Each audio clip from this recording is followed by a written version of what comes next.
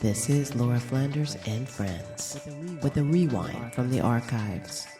Hours ago, minutes ago, these men were behind barbed wire, locked in the strongest cage that man could devise. These men plotted. These men dared. These men lived. The Great Escape. Well, that's the trailer for a World War II movie, but it's not for nothing that labor organizer Saket Soni borrowed the title of that classic thriller from 1963 for his book. Hundreds of men facing staggering odds, escaping captivity together thanks to a delicately laid plan. That's the plot of the movie. It's also the story Soni tells about 500 Indian-born men exploited to work as welders and pipefitters on oil rigs in the U.S. Gulf Coast after Hurricane Katrina. How did they get there? How did they escape? Saket Soni's book, The Great Escape, a true story of forced labor and immigrant dreams in America, tells the story of one of the largest human trafficking schemes in modern American history. It also includes a hunger strike, a 1,500-mile protest march, and the traffickers finally being held to account. I first met Saket Soni when he was the co-founder of the New Orleans Workers Center for Racial Justice in those post-Katrina years. He went on to create the National Guest Worker Alliance. Today, he's the founder and director of Resilience Force, a project that grew directly out of his experience working with disaster recovery workers. Soni's been hailed as an architect of the next labor movement and featured in The New Yorker. He's also, it turns out, a would-be theater director and a super thriller writer. The book is truly gripping. Saket, welcome back to the program and congratulations. It's quite an accomplishment. Thank you, Laura. So great to be back in touch. Thanks for having me on. I mean, let's be serious. You've got like a courtroom drama where the, defendant's lawyer has a stroke in the middle of the proceedings. You've got a hunger strike, a march, no end of love stories. I can't wait for the movie. But while we're talking about love stories, it's more than anything your love for these guys that strikes me. And I wonder if there's one of them that you'd like to introduce us to. Absolutely. One of the men who wound up becoming a leader in the campaign and a protagonist, a central character in the book, is Ebi Raju. Ebi was a young man from Kerala who arrived on an American promise. Recruiters arrived in India and sold him a dream. They told him that there would be a green card for him in the United States and a good job. And then, like the others, when he got to the US, he arrived not on green cards, but on a temporary visa. Now, Ebi is somebody who was from Kerala. His first job in India was to work $1 a day fixing roofs. He then went on to become a migrant worker in Bahrain. And right at the point where the American recruiters arrived in India, his family really needed money. His dad had retired. Ebi was trying to figure out how to pay for the household.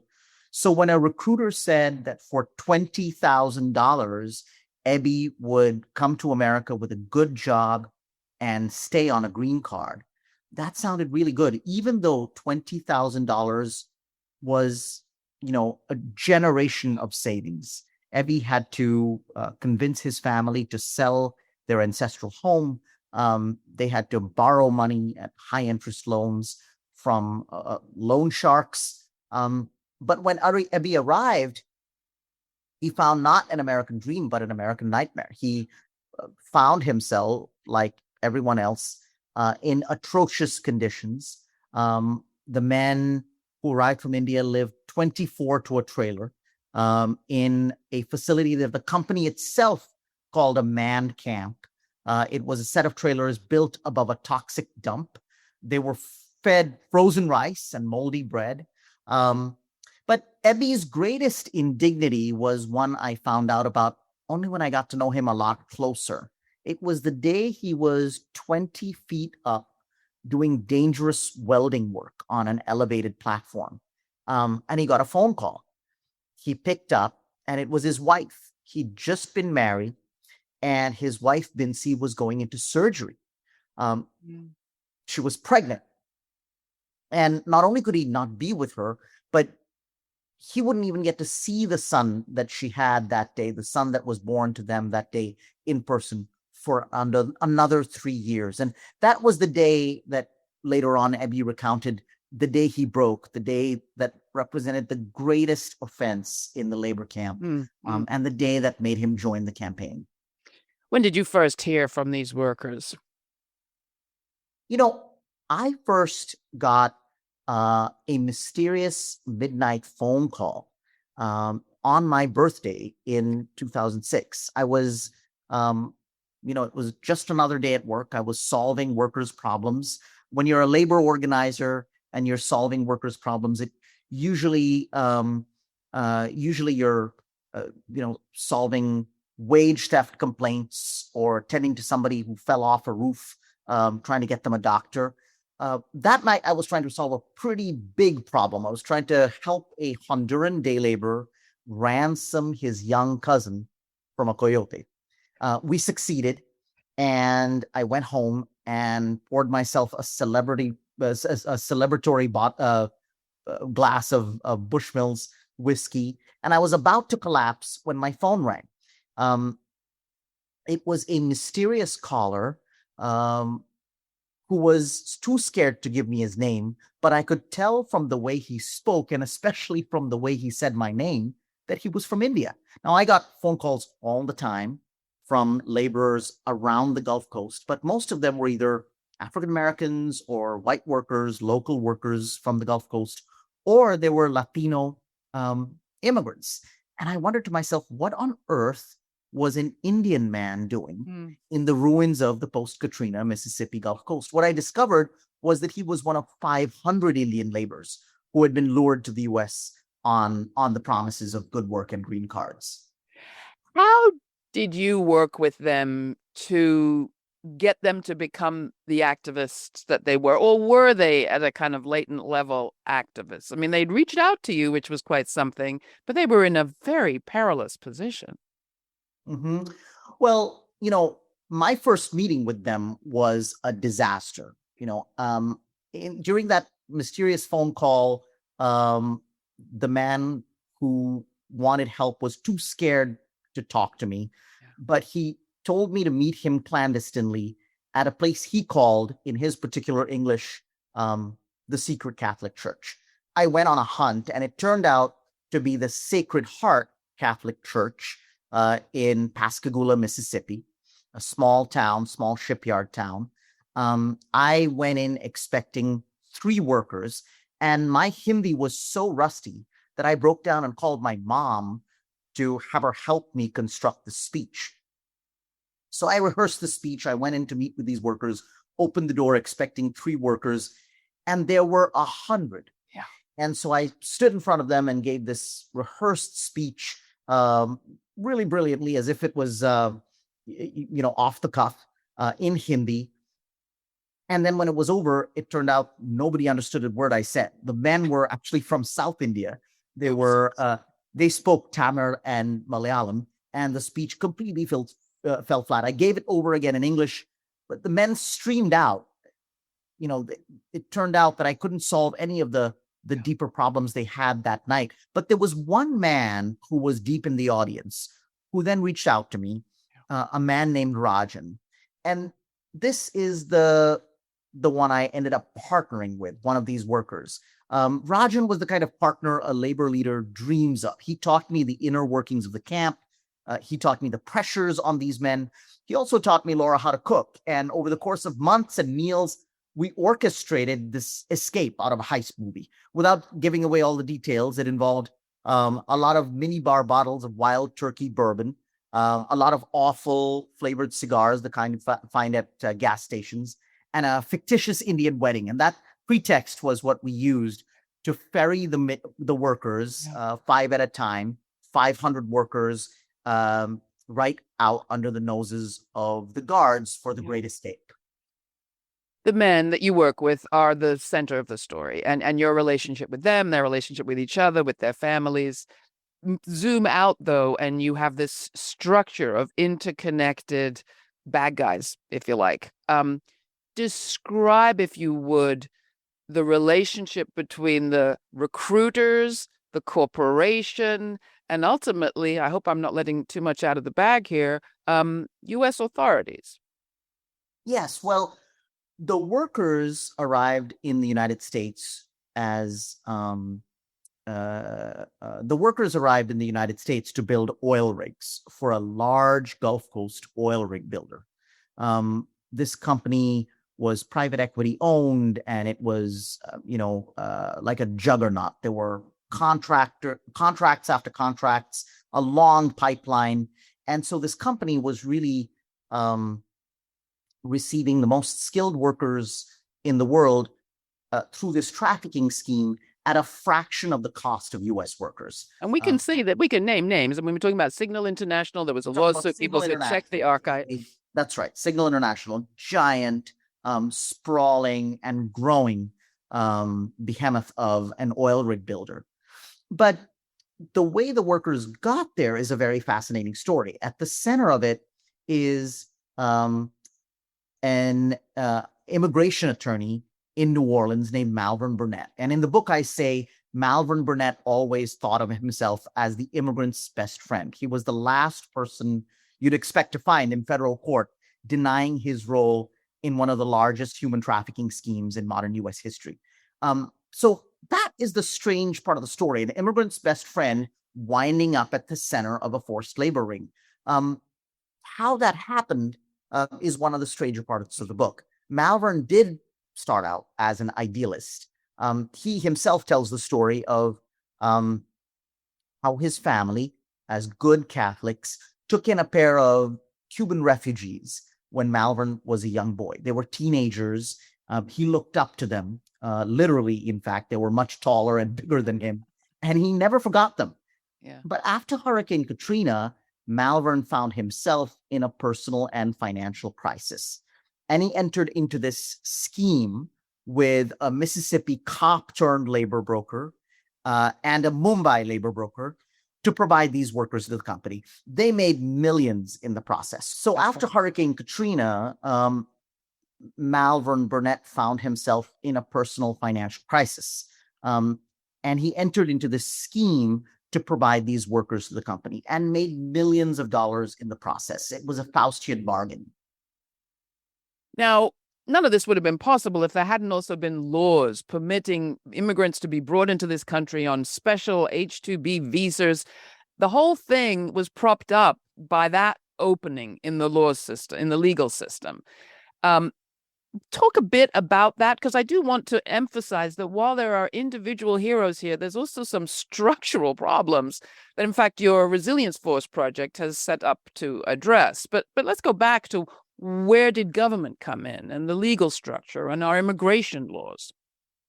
Well, Malvern Burnett was an expert on the United States' intricate and largely very difficult to understand immigration system. So when the company, Signal International, said, look, we need workers for years.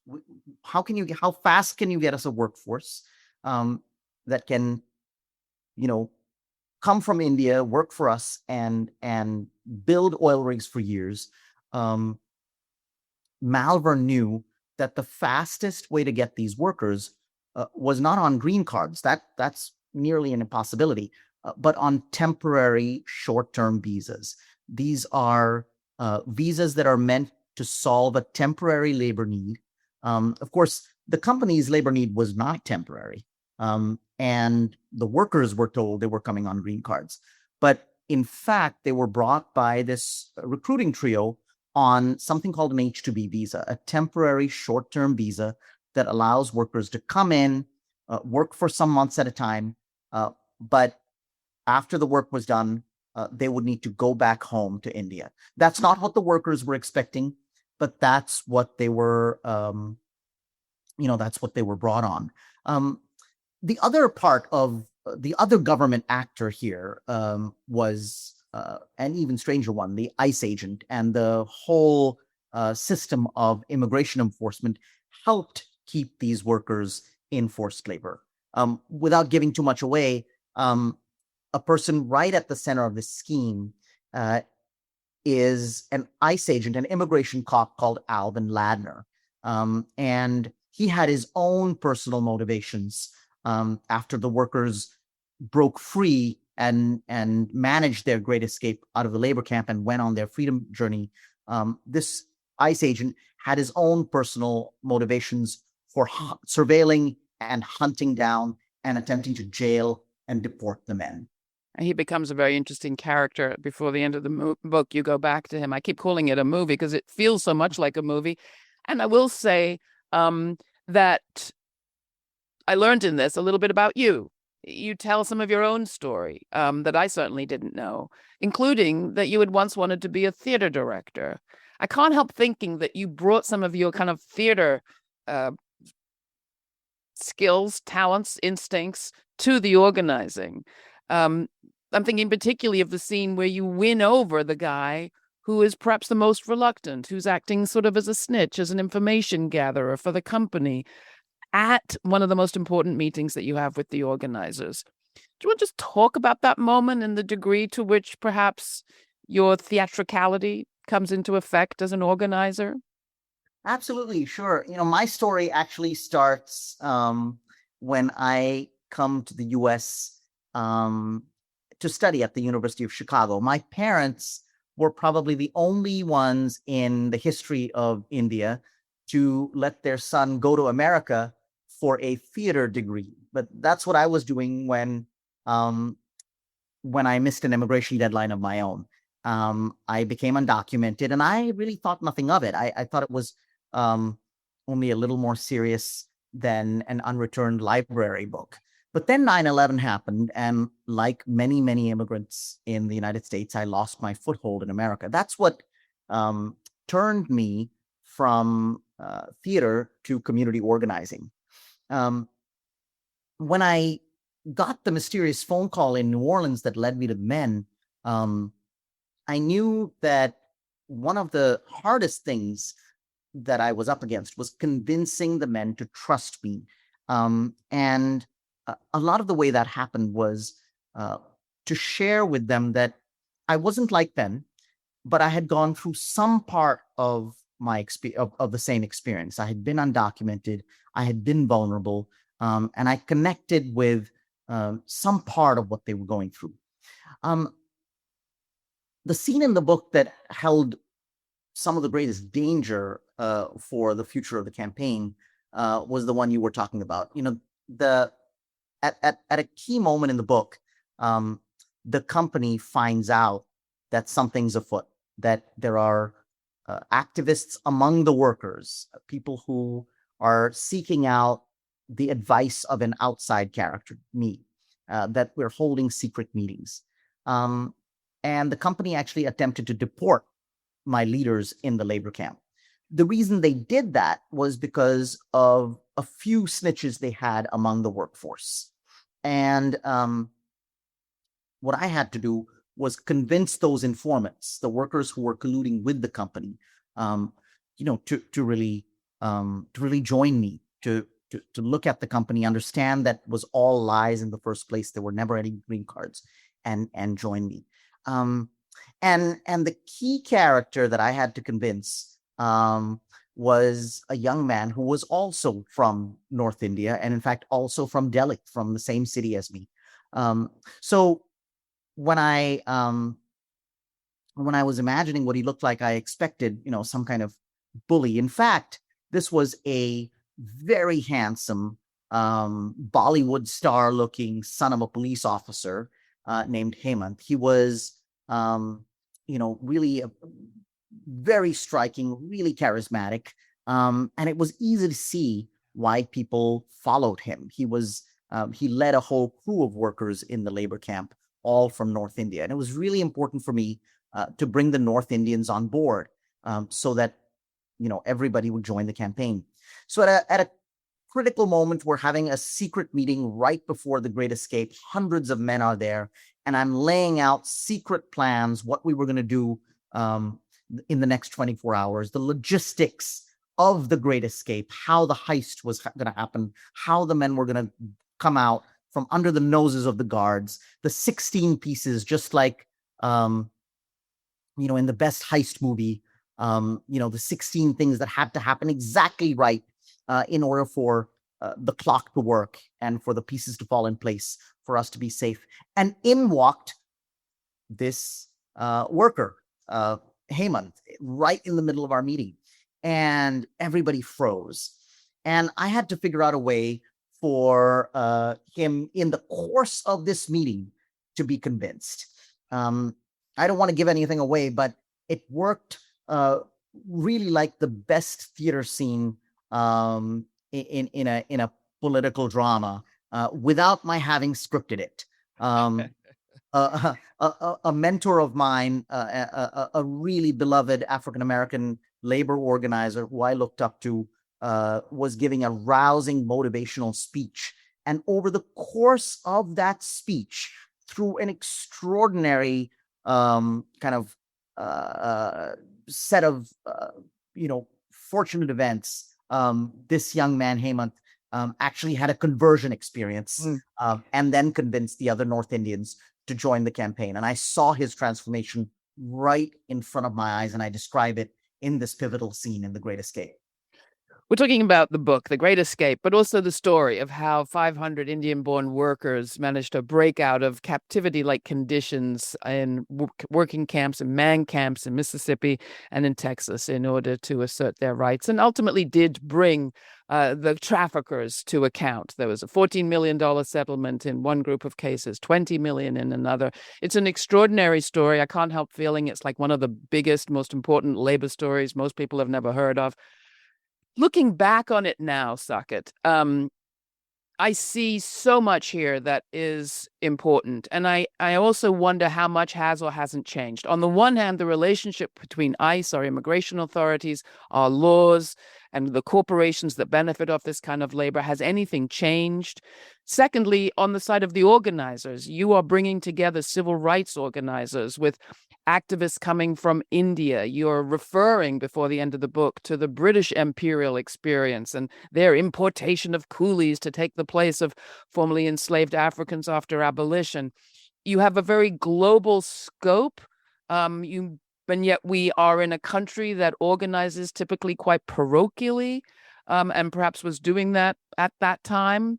Where are we today, do you think, both on the sort of good guys' side and on the opponent's side?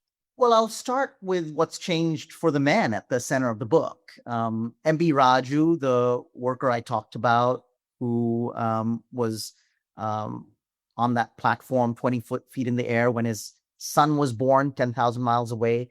At the end of the book, there's this beautiful scene of Ebby at the Atlanta airport and his wife, Bincy, holding their now 3-year-old son coming up the escalator, and they embrace, they reunite, they meet for the first time. Ebby hugs his son, and they start their American lives. And actually, just a few months ago, Ebby sent me a picture of himself and Bincy as first-time voters, not just in the U.S., but as first-time voters in any country, in Houston, during the last U.S. midterms.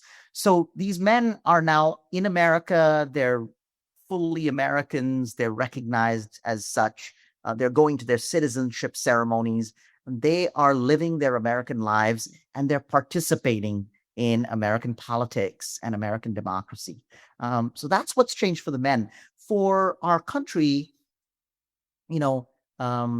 immigrants continue to rebuild after hurricanes, floods, and fires. These workers in this book, though I didn't know it at the time, were the first of a growing workforce that I call the resilience workforce, workers who rebuild after hurricanes, floods, fires, and other disasters. And as climate change has proceeded, as disasters have become more frequent and more destructive, this workforce has grown, and it's largely still immigrant and largely undocumented. and very vulnerable. And just like these workers in this book, newer immigrants who come into this workforce follow hurricanes, floods, and fires. They follow disasters, and I follow them with my team, and we protect them. I've come to see them as America's white blood cells. They're right at the center of rebuilding and repair and healing. They're best shot we have for people coming home, but they're still unrecognized and vulnerable to exploitation and abuse. We do have a better shot than we've had before at getting to a dignified and humane, not just immigration system, but a dignified and humane system of migration that allows workers to work with dignity, to have the same rights and wages as American workers, in order for them to join unions together, to join social movements together. But we're a long way off, Laura. We have to work a lot harder. One of the hopes that I have for this book is that it'll spur more people to say, well, how can I help? How can I make sure that people like that have the things they deserve? What needs to change? I mean, on a purely self-interested level, you've got an aging U.S. population, a declining now Chinese population. You've got the climate crises you just mentioned, and we've just seen what happens when you have the kind of dislocation to the global economy that we're still reeling from on the level of markets and also migration, shortage of workers. People are constantly complaining about what needs to change purely for the survival of the U.S. economy, do you think, when it comes to the more mobile movement of global labor? Well, what I see in my work every day is exactly the kinds of solutions that I think are needed at a global level or at a national level. In small towns and large cities across America, after a flood or a fire or a hurricane, immigrant workers roll in, right? And these are often towns where the number one priority of the local population and the local political leadership before the hurricane was building a wall to keep immigrants out. Places like Florida, where Hurricane Ian hit just months ago. Weeks before the hurricane, DeSantis had shipped migrants to Martha's Vineyard and Kamala Harris's house in Washington. And after the hurricane, DeSantis's constituents, those very people who cheered him on, now needed those migrants back to rebuild their homes and schools and cities after a massive hurricane. And you know what? They're working together now. I see it every day. The migrants who arrive, documented or undocumented, are helping build the homes and schools and cities of the local populations who jeered them but are now cheering them.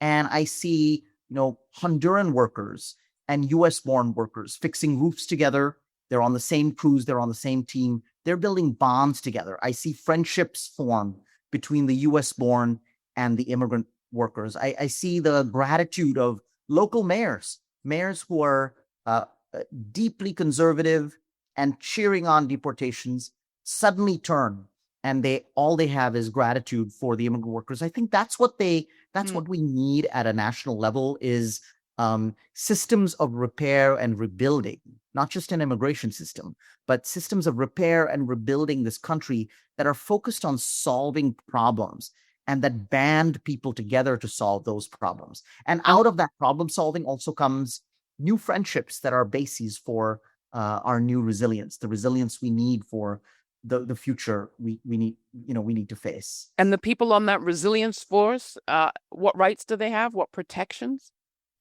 Well, right now they have very little. Right now they have only what we can win for them. These workers wake up in their cars, or they sleep and wake up under their cars on Home Depot parking lots. They wash themselves with bottled water.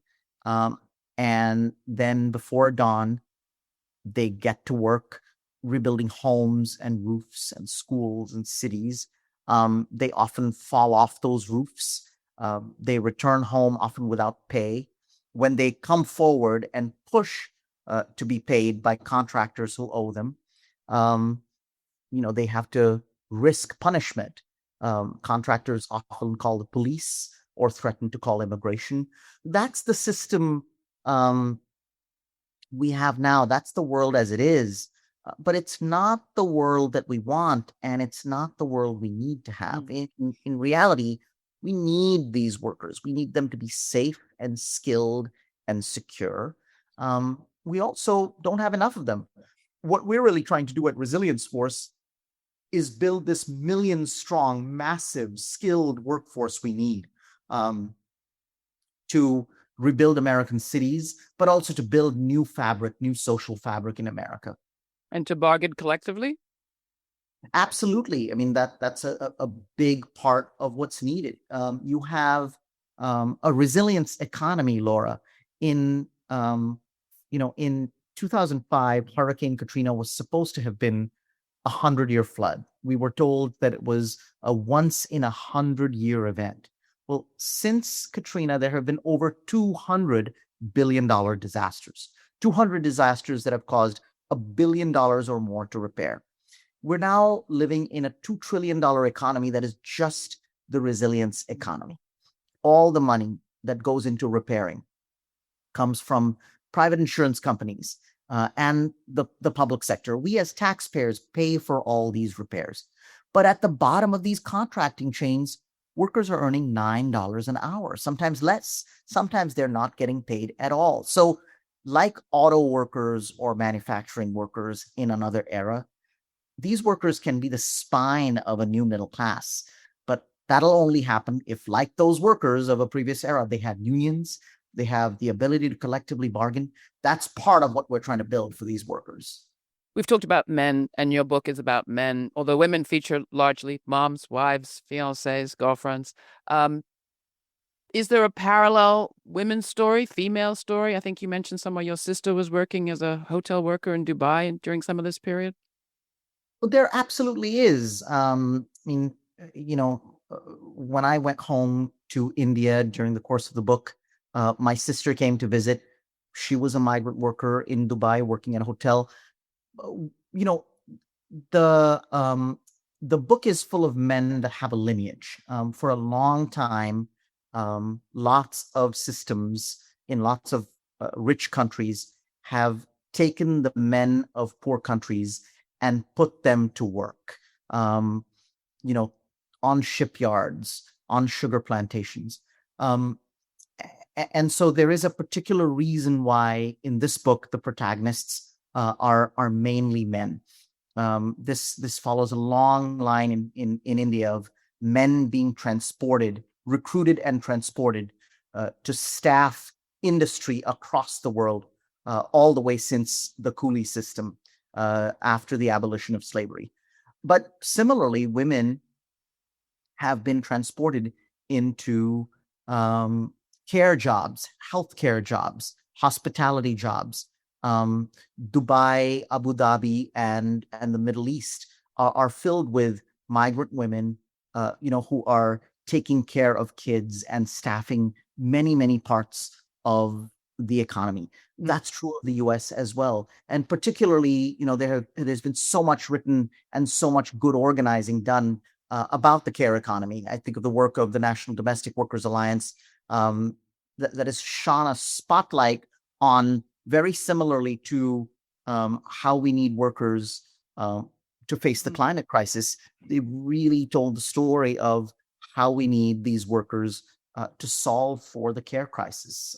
Well, I can't wait to talk with you about what happens after everyone has read this book and after perhaps legislators and organizers have worked on some of the challenges that you've described. We end every episode by asking our guests what they think the story will be that the future tells of now. You're a great storyteller, and in The Great Escape, your book, food plays an enormous role. And I can't help thinking that food will play some sort of role in the cultural, spiritual, and political shifts that we need to make the kind of world that you imagine a reality. But if I were to ask you, what do you think is the story the future will tell of now, looking forward 25, 50 years, what do you see? Well, what I'd like to see is a celebratory gathering in 25 years across communities, across cultures, gatherings around mouth-watering food to celebrate the day 25 years ago that real change was at hand, the day that everything started to accelerate, the day that despite the disasters, we took an opening and found hope, not as some moment of good fortune, but as a fight to be carried out, and that we celebrate over the course of the meal all the things that started this year, the way that the year that the world started to change. Beautiful. Saket Soni's book is The Great Escape, a true story of forced labor and immigrant dreams in America. We'll have a link at our website. Saket, thank you so much for joining me again. Thanks, Laura. For more information on this episode, check out our show notes posted for free at patreon.com/Laura Flanders and Friends. And we invite you to subscribe to our YouTube channel to watch the premiere of each week's show and chat in real time with Laura. The premiere now airs on Fridays at 5 p.m. Eastern. Thanks to our member supporters, this show remains free to millions on public TV, community radio, and as a podcast. Not a member yet? Make a one-time donation or make it monthly at lauraflanders.org. This show is produced by yours truly, Laura Flanders, along with Sabrina Artel, Jeremiah Cothran, Veronica Delgado, Jeanette Hernandez, Jeannie Hopper, Sarah Miller, Nat Needham, David Neumann, and Rory O'Connor. Thanks for joining us.